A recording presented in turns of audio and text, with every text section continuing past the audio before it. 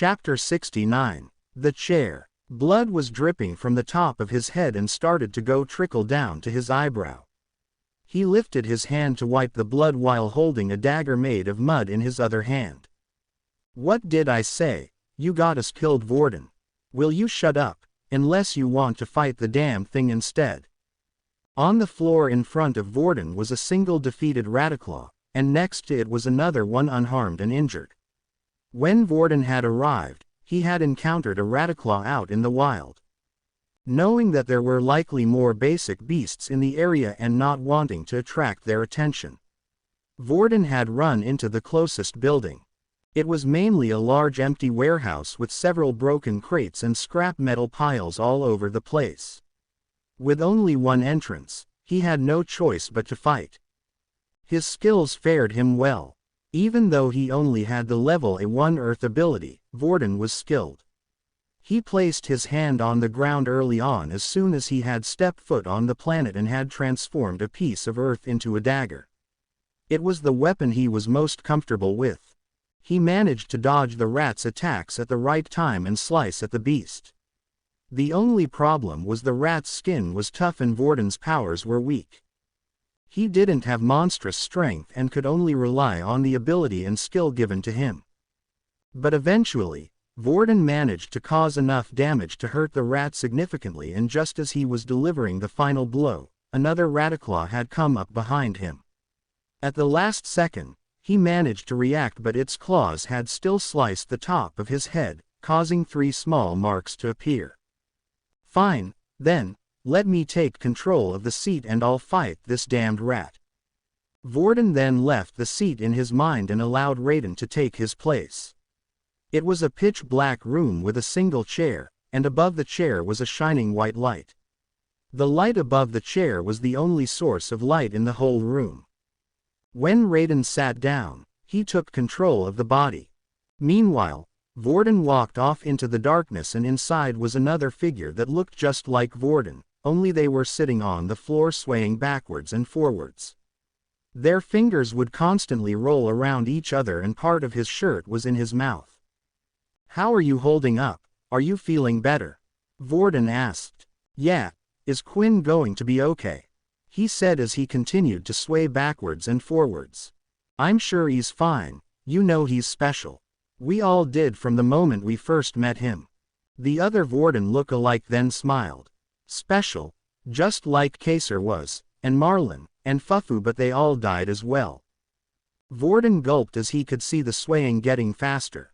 "This time is different. Me and Raiden are here to protect you. You can stay here as long as you want, and when you're ready you can come out once again.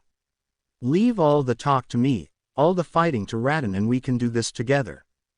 The swaying started to slow down, and at the same time so did Vorden's nerves.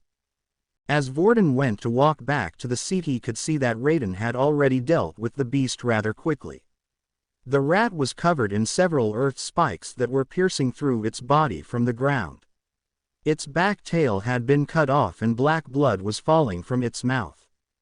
"Did you really have to go that far?"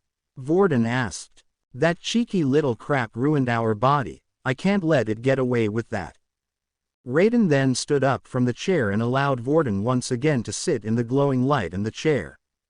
Vorden then proceeded to carve out the beast crystals, form the 2 rats and placed them in his trouser leg pocket. It would have been a waste after defeating them just to throw them away.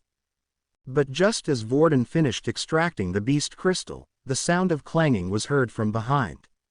Vorden quickly turned around to see what it was, and to his surprise, it was a fully grown adult man. He had emerged from just behind one of the crates.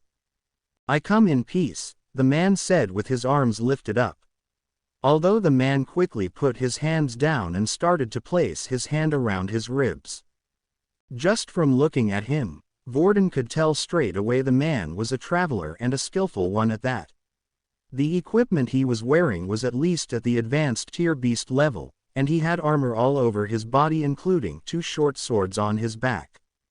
The man then sat down on the ground to have a rest and leant his body up against one of the crates. Vorden walked over to Traveler cautiously, It was rare to even meet a traveler in this type of place and who knew what the man's true intentions were. Someone had to be at least at a decent skill level to be asked to enter a red portal planet. "Don't worry, I won't bite," the man said. "What's a kid like you doing in a place like this?" I didn't know the military was that desperate that they were now sending a single student to a hellhole like this. "I got stuck here, it was an accident and I need to find a way out." Now that Vorden was closer to the man, he had a clear view of him. He had short purple spiky hair and it had several marks on his face. By the way he was holding his side, it looked like he had some broken ribs too. "Looks like we both have the same goal at least," the traveler said. "The name's Ian. I came through another portal and was hunting out a beast in the wild. I was badly hurt and too far away from the original portal, so in a last-ditch effort, I decided to come to this abandoned shelter. I was hoping to either find some medical equipment that could heal me or maybe even a portal that led back to Earth." Ian then looked at the two dead Rataclaws on the ground. "You're quite skillful to have defeated two of them on your own, especially for someone as young as yourself. You have my thanks. I was too badly hurt from the beast before. That Rataclaw had chased me into the warehouse and I was waiting for it to go away. I never expected someone else to be here in this shelter." "You're welcome," Vorden replied. "Well, since we both have the same goal anyway, do you have any idea where the portal could be?" "Sure. There were a few buildings I spotted on my way over here. It's best if we check them out first." Vorden then held out his hand for a handshake. "The name's Vorden." Ian took out his hand and shook Vorden's hand. "I look forward to us working together." As the two of their hands connected, an energy started to surge into Vorden's body, and a smile appeared.